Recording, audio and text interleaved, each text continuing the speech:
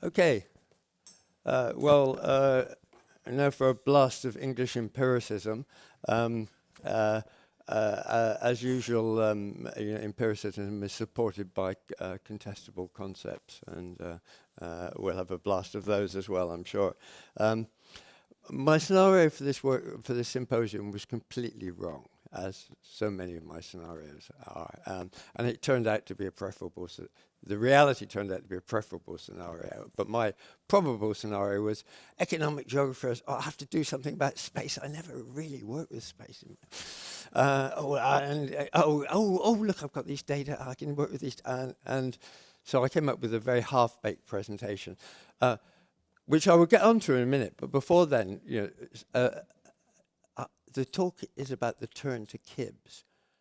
KIBS are knowledge-intensive business services like consultancies, who produced futuring for many years.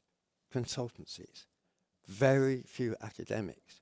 What we've seen in the past 20 years, especially the past decade, is the turn to academics, not the turn away from consultancies. Consultancies are still very, very active in this field. But suddenly, a much larger academic community has developed in many countries, not so much in the UK, but around the world, of people doing futures studies or futuring.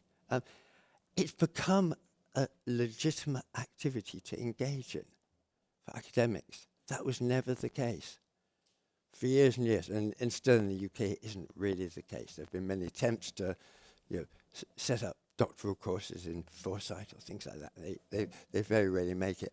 Let's see if this bit works. Yeah, so I would trace this development very much to the introduction of the term foresight, because futures to Anglo-Saxons does sound a little bit weak, and visions and ideas like that. And what you see, this is from this, so I will have some genuine statistics and I'll have some fantasy statistics, and this is based upon publication titles. And you can't look at foresight because there's foresight has a particular meaning in several disciplines. So I looked at technology foresight. And suddenly you see from the middle of the 90s a rise in the number of publications which use the term technology foresight. Whereas terms that were being used before, continue to go along more or less their traditional way. Technology forecasting, things like that. So something happens here, and I knew something had happened and I wanted statistics to prove it, and here we are. Validated, not proved. But what's gone on? Well, what's gone on is that we've had foresight programs appeared in the 1990s. One more or less unknown one in Canada, Netherlands. Netherlands actually funded a lot of the research that went into the design of what are called foresight programs. There was a Japanese technology forecasting exercise conducted every 5 years. It's still conducted every 5 years. It's now called the Technology Foresight exercise in Japan. And a lot of the tools and methods were borrowed in foresight programs that took off in a big way in many European countries, were borrowed from the Japanese experience, which in terms have borrowed them from things developed in RAND and other consultancies, KIBS, in the United States in the post-war period. Foresight programs, big exercises, costing lots of money, involving, in some cases, tens of thousands of people. The British foresight exercise in the mid-90s is estimated involving 30,000 people in one way or another. Suddenly legitimate to be talking about long-term futures, to be thinking about ways of studying these things. So academia came to accept futures. We see a turn to academics as a source of futuring, as opposed to the private consultants that were largely the practitioners in this field. We have two exceptions in this room, of course, with Andy and George, who were long practitioners and surviving in academia as practitioners. Most people don't, or didn't. Now a lot of people do. So, yeah, there's an explosion of publications, there's an explosion of journals, all the standard sorts of things. There are professors, you know, H.G. Wells wrote in the 30s, there is no professors of foresight in the world. Now there are. So implications of this sort of shift? Well, for futures work, one very important thing is that we're actually having open knowledge accumulation about the methods and the tools and the results of application of methods and tools. Because consultants were keeping this to themselves, we have our way of doing these things. We're the gurus. So it's become somewhat demystified. I think it's not really demystified in the Marxist sense, but it's somewhat demystified. It's less guru intensive. There are practices that you can follow. And there's scope for diversity. We're seeing foresight work appearing in more parts of the world, people experimenting with different techniques, what sorts of things work in what places, some of the discussions that we've had over the last couple of days. Maybe we'll see a changed gender balance, because one of the things is that academia, if you count in British statistics, academia is about 50% female. If you count in consultancy is about 75% male. So a changed gender balance, maybe we'll see more gender neutral futures or gender empowered futures in different ways. Impacts on academia, well, foresight work, futures work is not a conventional discipline. It involves drawing in knowledge from all sorts of disciplines. Universities, in my time, I've seen universities become more and more disciplinary. Efforts to create transdisciplinary universities, like Sussex University, for example, have mutated back into standard disciplinary formulations. But futures work is inherently multidisciplinary. It's inherently, or very frequently, while my first futures work was sitting down at a desk with loads of other academics working on futures issues, and we didn't have a particular client in mind. The foundation was giving us money, and we told everyone about the future of the world. Most of this work actually involves clients of one sort or another. Maybe very often it's policymakers who turn to people in universities to do the work, but also it can be private companies and the like. So you're linking with clients. That means you've got to speak the language of clients as well, as opposed to our highfalutin scientific jargon. Co-producing things with their users very often. Participatory work of some description, not necessarily in all of the design stages of the work and so on. And how do you validate this work? My God, well, one thing is that actually a lot of the work is being validated by impact and by reaction from users, rather than by the standard academic means of peer review, replication of studies. These things happen. There we have journals. We have efforts to replicate things. We actually have a striking lack of proper evaluation of different tools and techniques in futures work. There are very, very few studies that say, I had a PhD student who did a comparison of Delphi method and cross-impact method as approaches to dealing with a particular futures issue. It was transport in medium-sized European cities was the thing. It turned out, there was basically no literature you could draw upon to engage in such a comparison. We had to invent it all the way through. We've published it. It remains one of the few studies that actually goes into techniques and the merits of different techniques. Hopefully we'll see a lot more of that. Maybe you can correct me, because I'm not up with all of the things appearing in all of the new journals anymore. Okay, well, lots of issues for action, but I'm already taking too much time, so I'm going to try to mutate onto my talk for the wrong scenario. I'm going to be talking about KIBS, knowledge-intensive business services. I'm going to talk about how these things are characterized, what they do, whether they constitute a second knowledge infrastructure, which is an idea I've been wrestling with quite a lot recently. And if so, is that a good infrastructure, or is it a second-rate infrastructure? So very English empiricist. So KIBS, knowledge-intensive business services. When the term was first introduced in the mid-90s, there wasn't a good statistical category. Now, in the main statistical systems, this is mostly what is called professional, scientific, and technical services. Though some things don't fall into that category in the NACE classification, because we've got to have the information society section in our statistical system. So we'll put computer services in a section which is different from the way the North Americans put it in their NACE classification, who put it consider it professional, scientific, and technical service. So these are service activities that deal with different sorts of problems that businesses confront. And they can be short-term, very immediate problems, like getting our tax returns sorted for the next year, or fighting a court case about this or that. Or they can be very long-term problems, such as the issues that the futures consultancies in particular have been addressing. And the range of issues and the sorts of knowledge considered, again, English empiricist approach. Joe Holt and other people have much better classifications of knowledge, but here we go. Technological science and technology knowledge, professional and regulatory knowledge, that's the traditional professional services. To a large extent, consultancy is a relatively new boy on the block, or girl on the block, there's many boys.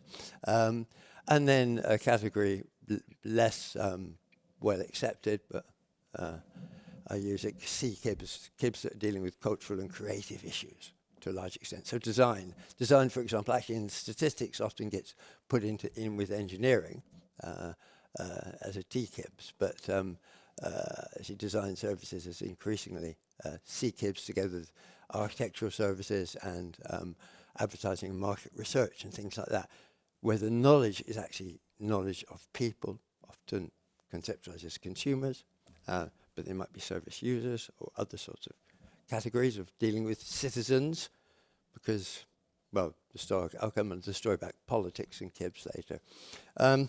So that's my nice wheel about the different sorts of KIBS and the systems, how they're classified in the regular statistics. So I do have some real statistics as well as fantasy statistics. And they are the sectors of the economy which are the most knowledge intensive in terms of credentialized knowledge, postgraduates, graduates and postgraduates. So this is data, UK data, very recent one, but I've been ever since this survey started running, I've been looking at the annual reports. In 2017, the most graduate intensive sector was video and motion picture production for some reason. But that slipped back down again. It's always been KIBS at the top, and technical testing and analysis is a little lower down. And those of you that have seen the way that, was it Randox, the Northern Irish company that did a lot of the testing of coronavirus samples for UK during the corona crisis, if you see how they operate, you can see why they might not be quite so graduate intensive as a lot of other activities here. And they're also very professional intensive. And if you look at the proportions of people in different industries that have different professional labels on their association, you'll find that the KIBS are very high in those proportions of people. The graduates, we had the information on science and technology graduates and other graduates. Everyone was thrown together. This one, we have a bit of information on the Cs, the cultural professionals. They're thrown together with sports, so you get some rather funny things going on there. But compared to the economy as a large, experts are dominant in these industries, very much so. And you can start doing some interesting games with these sorts of things, like seeing how the ratio of experts to administrators changes and how the ratio of experts to managers changes and things like that. And the one consistent thing is you find the number of clerical workers going down and down and down, and that's probably because everyone uses computers and word processors these days.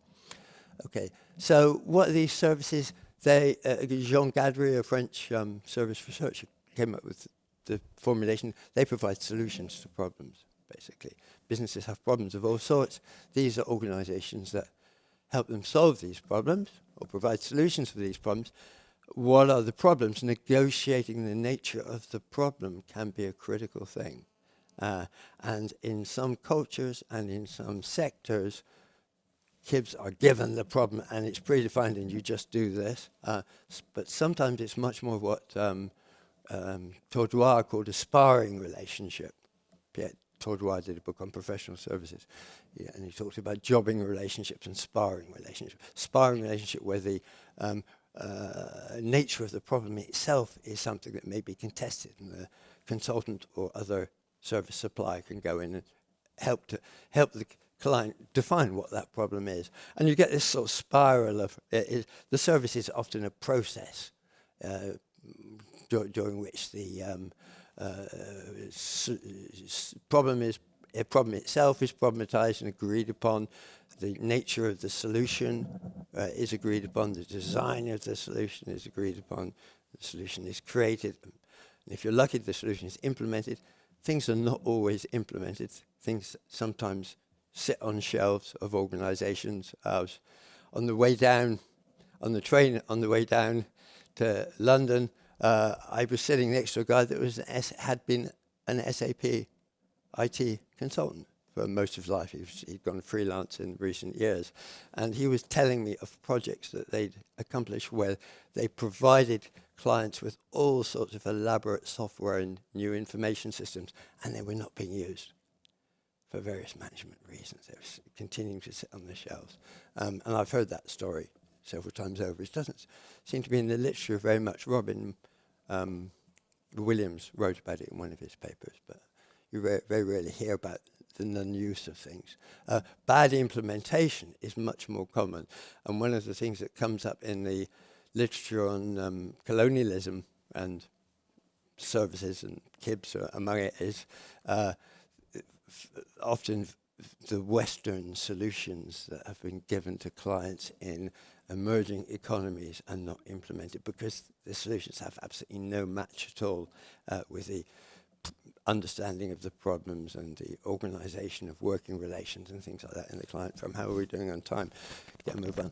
Well, the problems that arise from all sorts of things. A lot of the problems are knowledge problems. You lack the skills, you lack the information. So the solutions may be informational solutions, reports on this, that, or the other, advice of one sort or another, new data. They may actually involve data processing, and this is where some of the more routine sorts of KIB activities occur. So preparing accountancy reports for the standard small firm is relatively routine work. And then there are sort of very complex knowledge-based problems, such as design of a whole new service system, for example. KIBS, what are we doing here?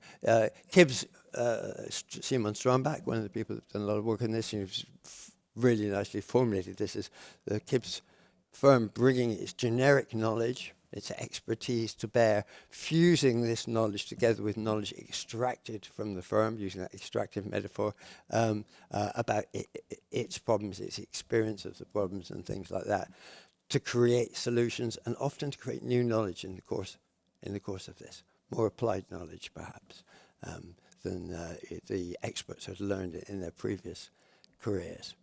So people talk a lot about this being a co-creation. There's a lot of stress in the literature on how these service activities are highly customized to their clients. The results are highly customized. If you actually ask KIBS firms how much of your output is one-off outputs, and how much of your output is standardized, they actually say a surprising amount is standardized.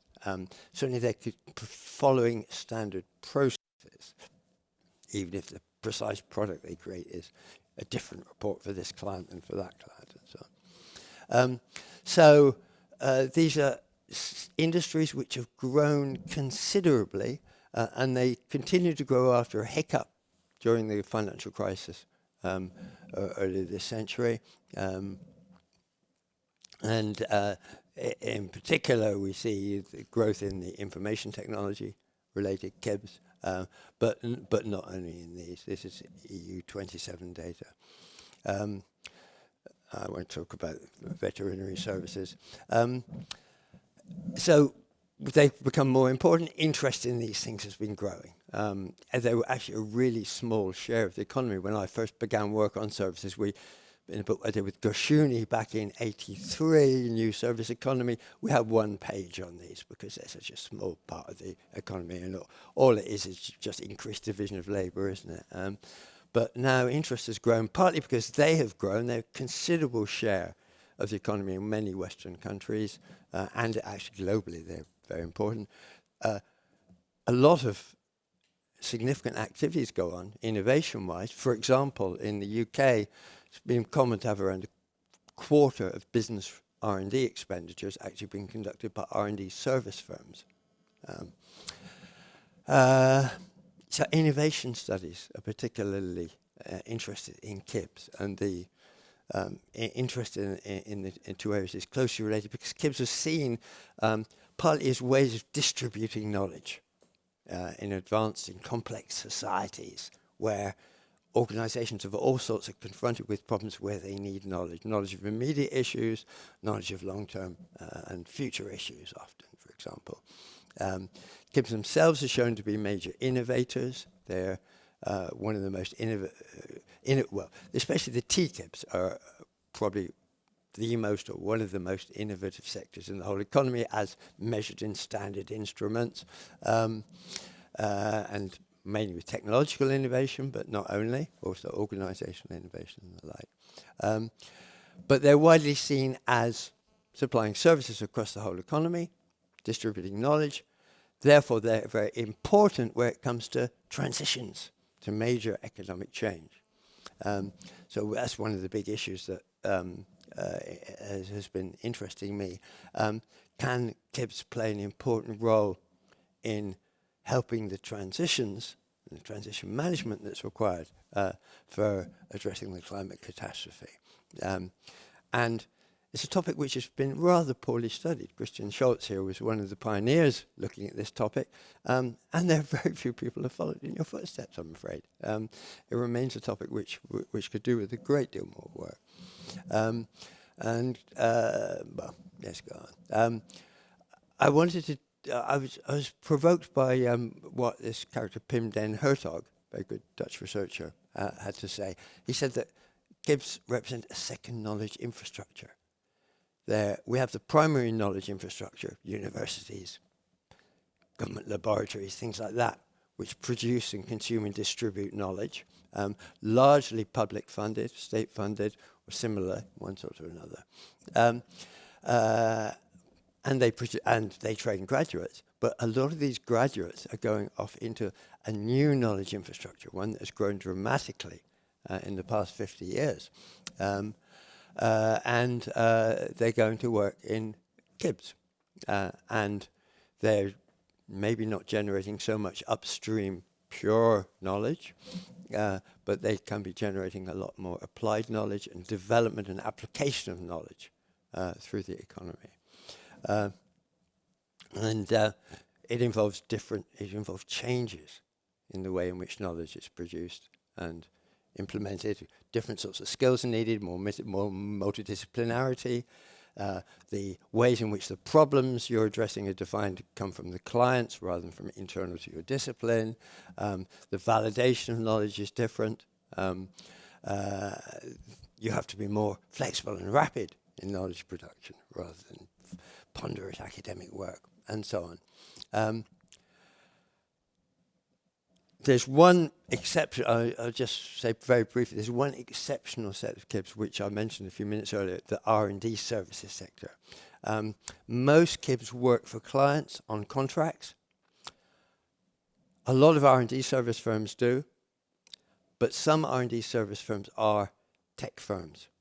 They're just doing research, often funded by venture capital with the aim of developing intellectual property, sometimes that they can sell on and move on to developing more intellectual property. Sometimes they want to become manufacturing companies in their own right, making something with their intellectual property.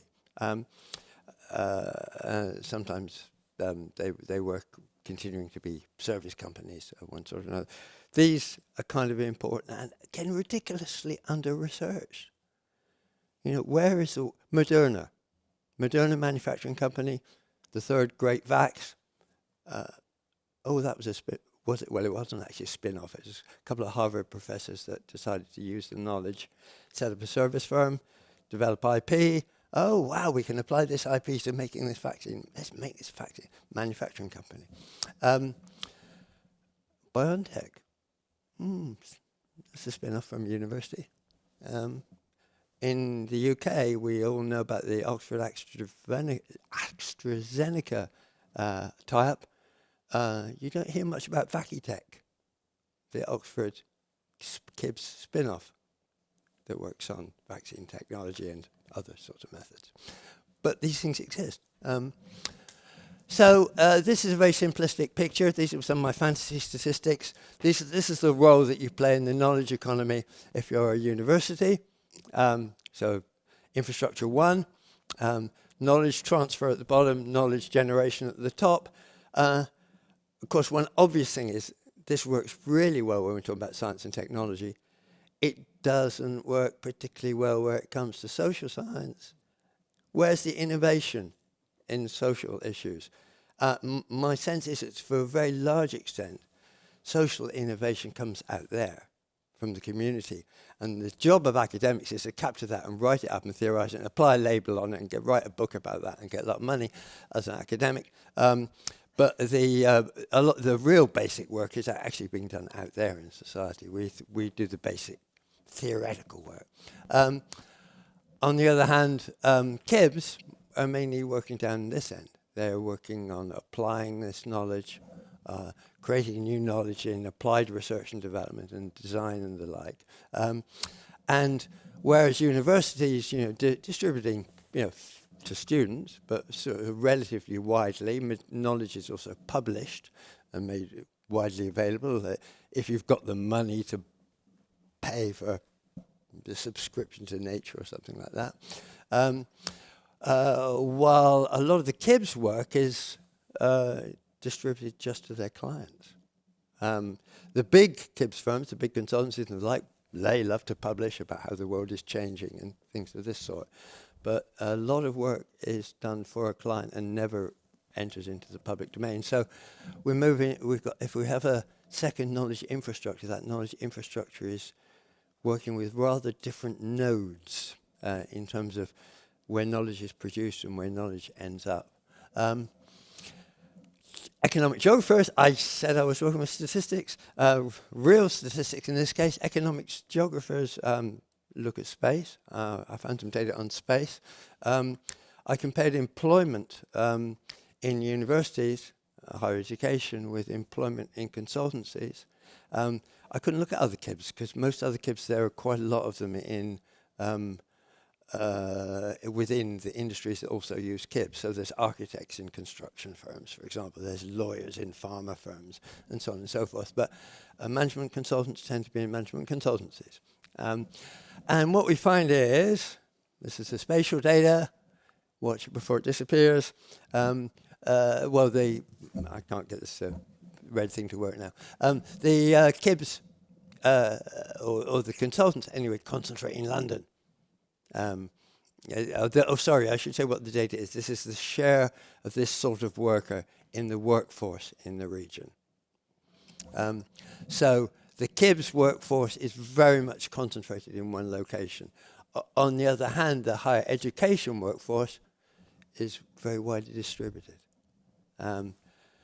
So one is very much driven by market. Where are the clients, where are the head offices, mainly London. I guess the situation is different here in Germany. I would suspect many cities have their KIBS centres. But London is very centralised in the UK. But the first knowledge infrastructure, if we accept this indicator of the Den Hertog concept, is much more widely distributed. Resulting from politics and history, I guess I'm running out of time. Quick move on.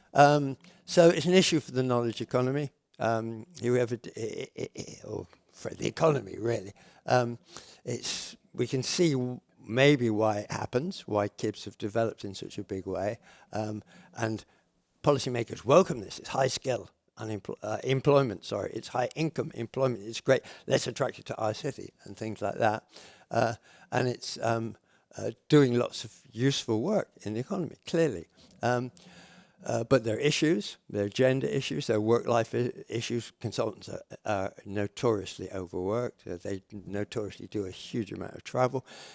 Economic geographers in particular were always concerned they're unevenly distributed across space.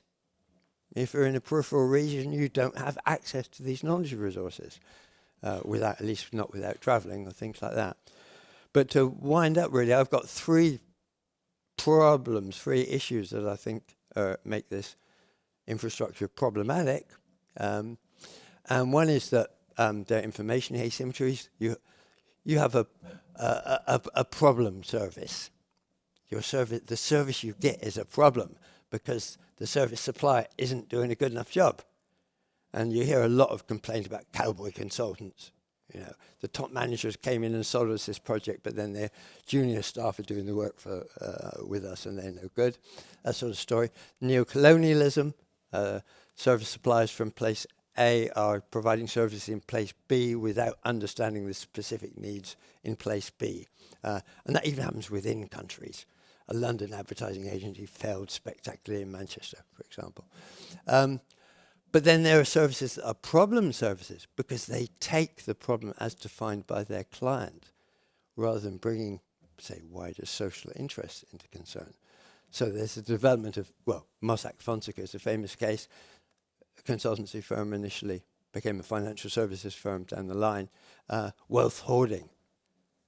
Huge amounts of money stored away where it could evade tax and similar things. Problems for society, illicit services, unscrupulous services. The problem isn't climate change, the problem is these climate change protesters. So let's undermine them. Let's find ways of discrediting them. Let's sow and create confusion of one sort or another. Some of this is done by lobbyists, and public relations is one of the KIBS industries. A lot of this is done by think tanks, who are funded in murky ways and usually get classified as charities rather than as KIBS, but they're working for clients. These are problems. I was saying, KIBS ought to help us with the climate change crisis, but there are some firms that are being employed precisely to undermine efforts to deal with the climate change crisis. And then finally, problem of KIBS being political, not politicized, but political. And my interest was really piqued in the coronavirus crisis, where the UK government turned to KIBS in a massive way in all sorts of elements, including supplying services. And there was problem service, as my SAP train passenger told me, they got Deloitte to develop your track and trace system. How crazy was that? We had absolutely failure of a massive initiative to develop a good track and trace system. We have problem services, people supporting anti-vax and the like, and we have political issues.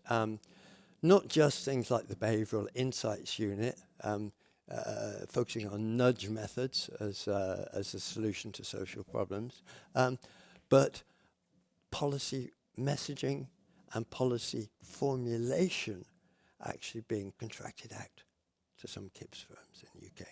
And this is a real extension of neoliberal politics, it seems to me, when even policy formation can be contracted out.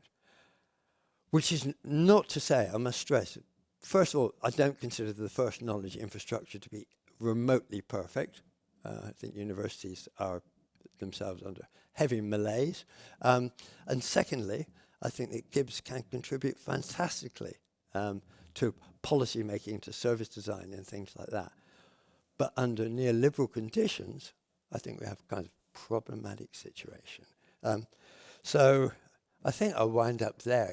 I think I would just say maybe we should create some scenarios to help us navigate the uncertain futures associated with the rise of KIBS. Okay, thank you.